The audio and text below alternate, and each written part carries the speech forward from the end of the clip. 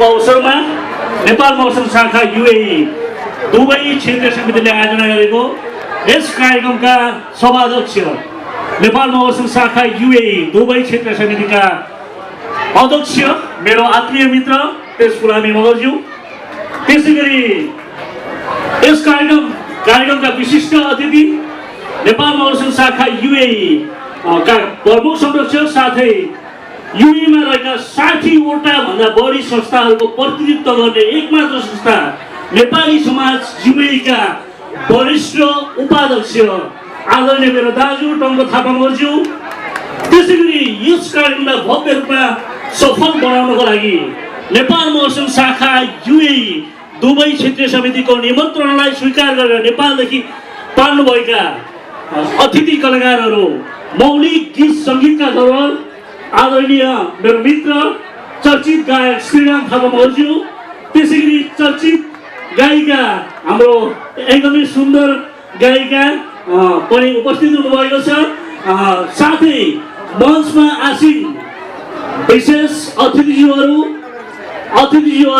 विभिन्न सङ्घ संस्थाबाट पाल्नुभएका प्रतिनिधिज्यूहरू, मिडियाकर्मी मित्रहरू, स्थानीय कलाकारहरू, साथै यस कार्यक्रमलाई भव्य रूपमा सफल बनाउनको लागि यहाँ उपस्थित हुनुभएका तपाईँ सम्पूर्ण महानुभावप्रति म नेपाल मौसम शाखा युएई को अध्यक्ष विष्णु राणा मगरको व्यक्तिगत तर्फदेखि साथै सिङ्गो नेपाल मौसम शाखा युएई को तर्फदेखि छोडले जेदो नमस्ते साथै न्यानो अभिवादन टक्राउँदछु, स्वीकार्नुहोस्।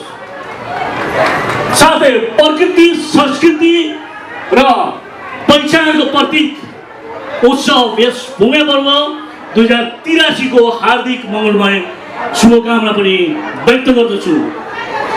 विशेषतः यस भूमि पर्व परापूर्व कालमा 18 मङ्गला अन्तर्गत पर्ने रोल्पा रूपमा मात्र मनाइन्थ्यो, तर हामीले अहिले यो प्रवासको ठाउँमा युएई को मुटु बर्दुमा यसरी मनाउन पाउँदा हामी अत्यन्त खुसी छौँ। यो भनेको एउटा हाम्रो पर्व, मौलिक पर्व, इन्टरनेसनल राष्ट्रिय मात्र नभएर अन्तर्राष्ट्रिय ब्रान्डिङ भएको छ, राष्ट्रियकरण होइन अन्तर्राष्ट्रियकरण भएको छ। यो हामीले एकदमै गर्वका साथ लिनुपर्ने हुन्छ। साथै एकदमै खुसीको कुरा भन्नुपर्दा यस हाम्रो भूमि पर्वलाई भर्खरै मात्र हालको नेपाल सरकारले राष्ट्रिय सूचीकरणमा एउटा राष्ट्रिय पर्व भनेर, मौलिक पर्व भनेर यस पर्वलाई सूचीकृत गरेको छ। यो हामी मगरहरूको एकदमै खुसीको क्षण हो।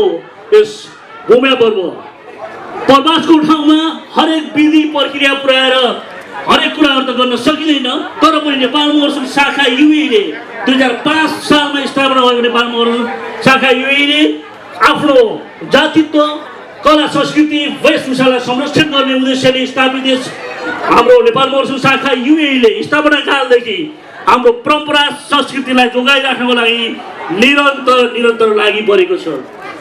हो त्यसैको फलस्वरूप हामी यस पर्व मनाउनको लागि यहाँ उपस्थित भएका छौँ। आज तपाईँहरूलाई अलिकति यो सांस्कृतिक पर्व भएको कारणले गर्दाखेरि मेरो भाषणभन्दा पनि तपाईँहरू सांस्कृतिक माहौलमा रम्नको लागि एकदमै आतुर हुनुहुन्छ, त्यो म एकदमै बुझ्दछु। त्यो कारणले गर्दाखेरि सर्वप्रथम त परदेशको ठाउँमा कुनै पनि कार्यक्रम गर्नको लागि एकदमै दुःख कष्टहरू छ। त्यसका बावजुद पनि नेपाल मौसम शाखा युएई दुबई क्षेत्रीय समितिका अध्यक्ष तेज गुलामी मगर साथै कार्य समितिका सम्पूर्ण इन्टायर टिमले जसरी यस पर्व मनाउनको लागि अहोरात्र खटेर काम गर्नुभएको छ, त्यसको लागि नेपाल मौसम शाखा युएई केन्द्रीय समितिको तर्फदेखि हार्दिक धन्यवाद पनि टक्राउँदछु।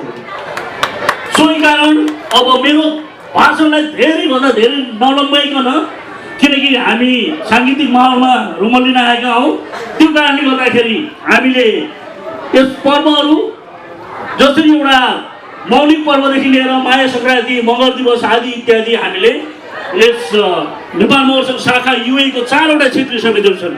दुबई क्षेत्रीय समिति, हल्यान्ड क्षेत्रीय समिति, शारजा क्षेत्रीय समिति र अबुधाबी क्षेत्रीय समिति। सोही दायित्व अनुसार दुबई क्षेत्रीय समितिलाई यस भूमि पर्व परेको थियो। उहाँहरू अहिले सबैजना हामी मिलेर मनाउँदैछौँ। यस कार्यक्रमको भव्य रूपमा सफलताको शुभकामना व्यक्त गर्दै मेरो शुभकामना मन्तव्य यही टुङ्ग्याउँदछु। जय श्री उमेश, जय उमेश,